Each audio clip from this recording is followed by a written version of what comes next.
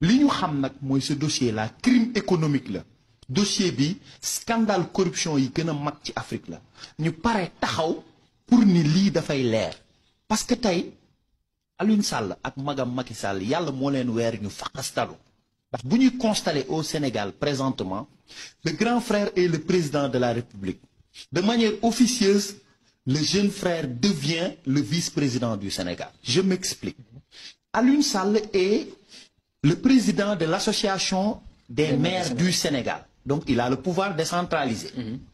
Alioune Sall est le DG bi nga xam ni moom mooy la CDC moo ko jiite la caisse des dépôts et de consignation mooy suñu xaalis liquide bu Sénégal 200 milliards CDC mi ngi ci loxo Alioune Sall ci mooy actionnaire majoritaire bu Air Sénégal International maanaam suñu compagnie ñun bi ñu moomal suñu bopp Alioune Sall mooy décideur presque bi ci gën a mag Air Sénégal International waaw parce que CDC mooy actionnaire majoritaire moom mooy représenté CDC foofu Alioune Sall mooy moom Sahel Aviation yaa ngi gis transition li ma lay wax maanaam le pouvoir central magam moom le pouvoir décentralisé maa ngi lay wax ni la banque bi BDK bi nga xamante ni tey Alioune Sall bokk na ci ñi gën a mag ci conseil d'administration bi ñu koy diriger Alioune Sall moo yoraat la banque publique de l'État muy xaalis bi muy caisse et dépôt de consignation Alioune Sall moo yoraat presque une banque privée muy BDK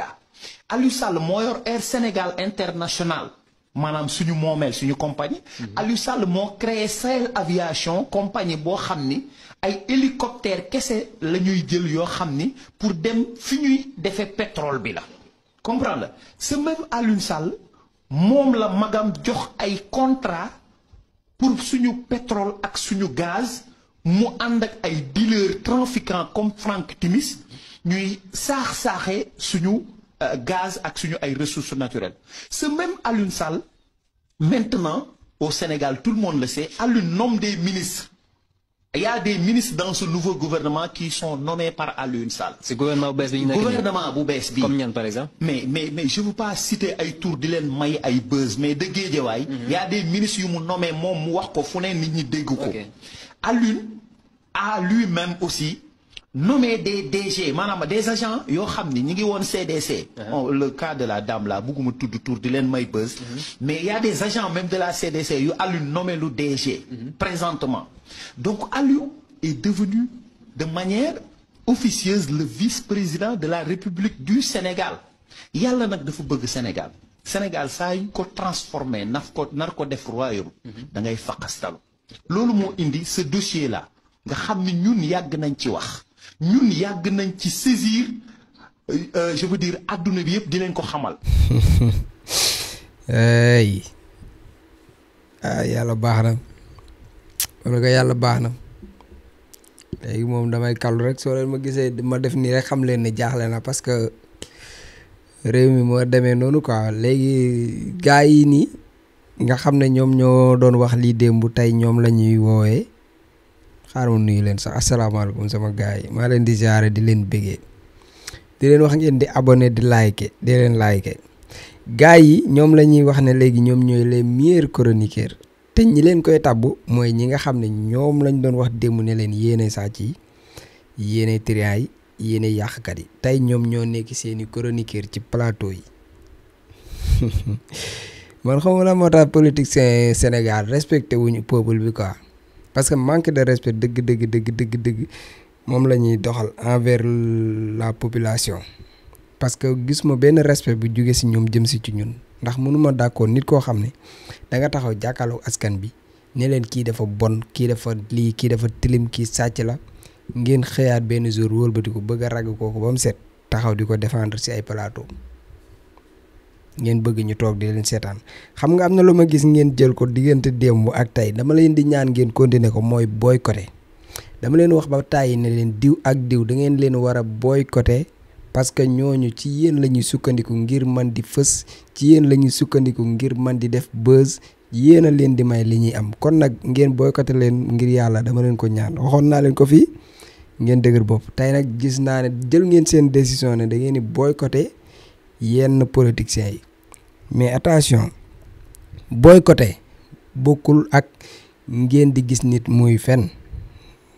ngeen di gis nit muy sosal gouvernement bi ngeen di gis nit muy sosal président bi wala premier ministre ngeen war ko démentir naan dañuy boycotter loolu du boycotter de loolu day yàq projet bi képp ko leen gis muy manipuler di teg ci plateau di teg loo xam ne dara amu ci da ngeen koy démentir mais waxuñu leen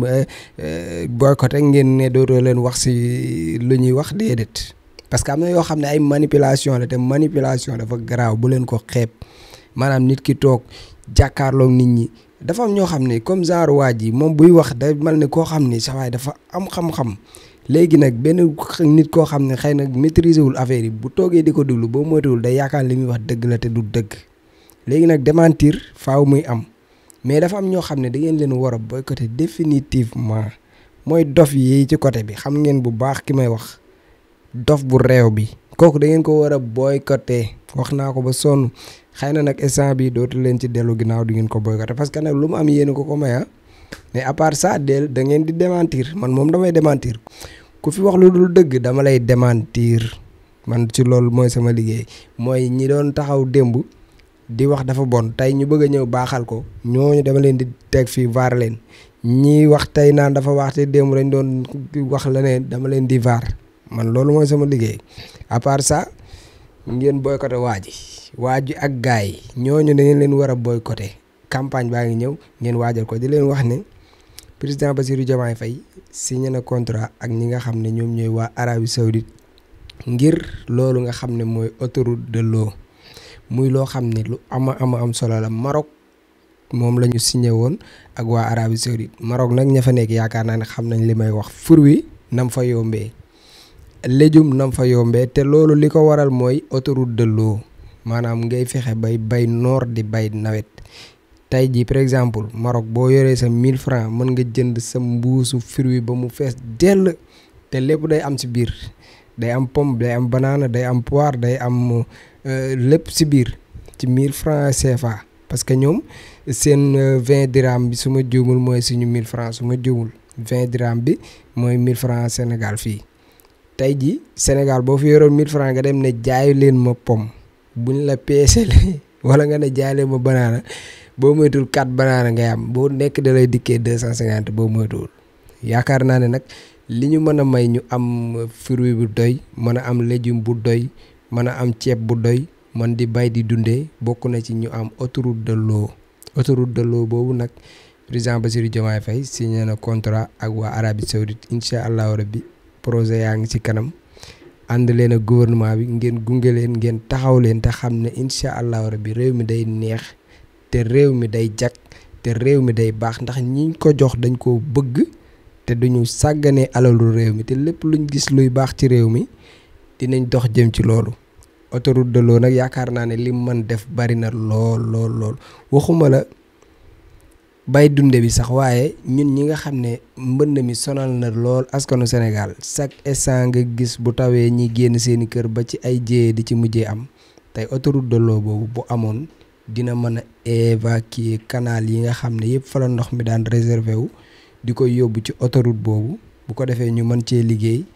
mën a defaraat ndox mi jox ko baykat yi ñu mën cee suqali mbay mi bu ko defee dañuy bay noor di bay nawet mën a yor suñu koom-koomu bopp mën a dundee suñu mbayum bopp mën a dundee suñu ceebu bopp mën a am fruit bu doy bu ko defee mbir yi day wàññeeku pétrole ba gaz baa ngi ñëw incha allahu rabbi gars yi gën a renégocier contrat yi courant bi wàññeeku bu ko defee affaire yi day saawan ba réew mi day neex parce que li ñu amul woon mooy ay njiit yu jub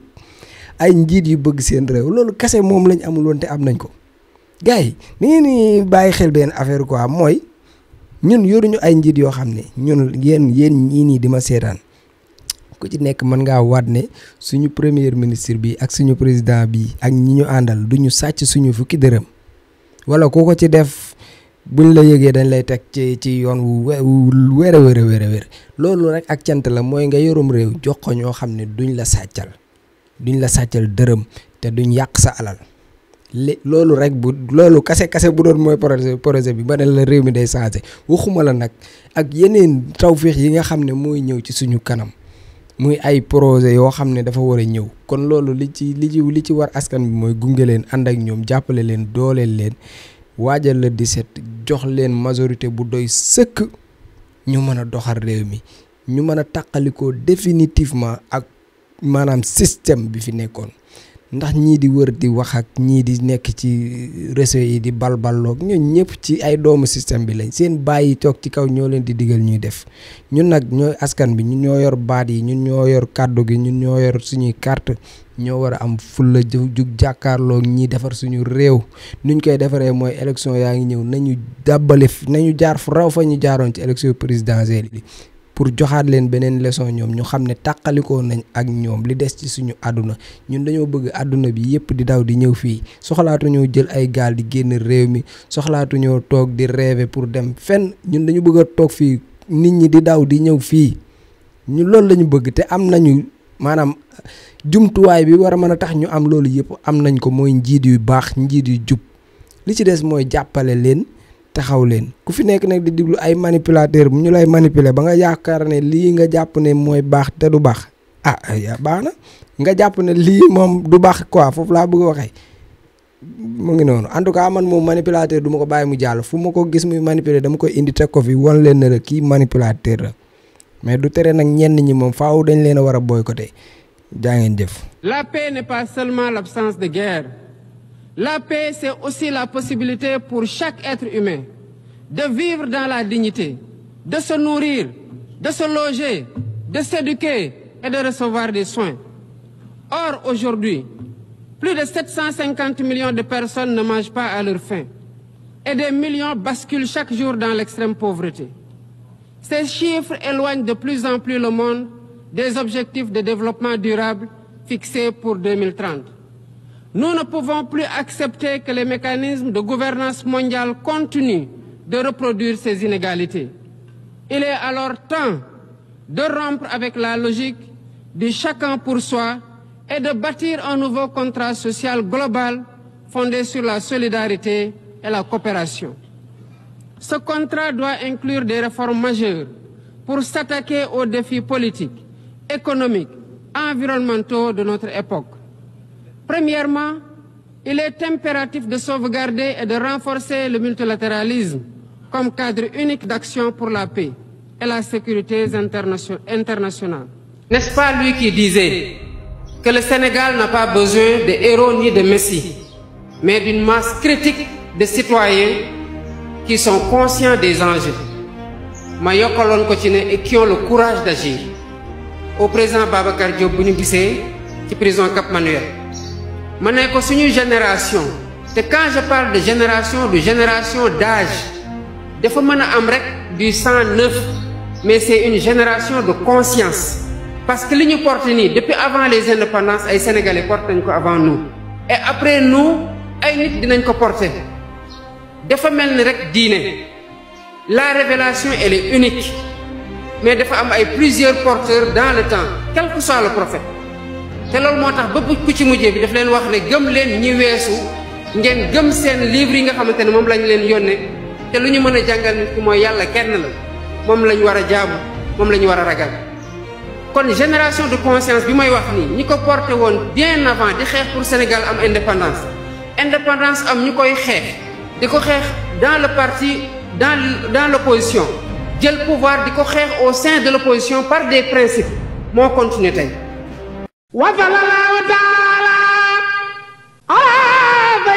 secret Cheikh Sidil Muxtaar ñaan yàlla Cheikh Sidil Muxtaar ibnu Cheikh Mouhamadul Amin ñu ngi toog ak sëtam Cheikh Abdoul Aziz Mbacké borom fas nga xam ne da ko donnee ci ay maamam di fas gu baax ci néew kattan ak ngóora Cheikh Abdoul Aziz ana fa suñu fas gi. waaw bisimilah sëñ buur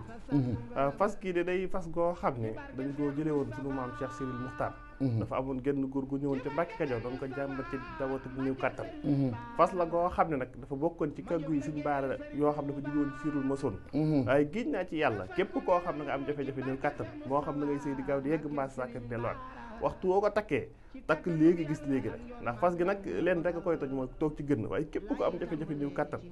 waxtu woo takkee fas gi da nga tàqali ko loolu bu faw ndax day gàllaaj goo xam ne gàllaaj gu yéwén ndax gàllaaju jat la comme mu ne la biirun baarun sa saqin mujj bu xaaf jana fa xëyti baat yooyu ndax gàllaaju fas day gàllaaj goo xam da ngay takk léegi gis léegi ndax ñaareel ba sax dañuy wax ni nit bu ko takkee tëw a yegg di ànd ak soxnaam waxtu wu demee ba tëw a yegg sax dañ koy sart mu tekki ngir mën a yegg fas gi nag ak moo xaatim bee ànd waaye mboolem koo xam ne am nga jafe-jafe néew kattan ak at yoo mën a am rek waxtu woo ko takkee da nga tàqali ko néew kattan bu faw day fas goo xam nag sunu maam Cheikh Sidi Mokhtar moo ñu ko joxoon muy lu waay donnu def lay ruus Cheikh Sidi Mokhtar juróom-ñaareelu xalifa Cheikhul Khadim jàmbaar ja ñaankat yàlla bi kon yow mee seetaan wooteel ci numéro bii commandé ci fas gi ak fu mën a nekk ci àdduna dana la fa fekk ngir faj say aajo ci néew kattan ci biir néegu sëy am Sidi Lamine Bara moo sañ a fat tàmpamub waaw di leen wax ne nag maa ngi ànd ak Serigne Abdou Aziz Mbacké di ñaankat boobu nga xam ne macha allah lépp lu jëm ci wàllu ngóor yàlla may na ko ci tawfeex boo xam ne ku ci am jafe-jafe rek boo jokkoo ak Serigne Abdou Aziz bu soobee yàlla sa aajo dina faju numéro téléphone bi moo nekk noonu ci suuf mais tamit day ñaan day listixaar kon nag jokkoo leen ak Serigne Abdou Aziz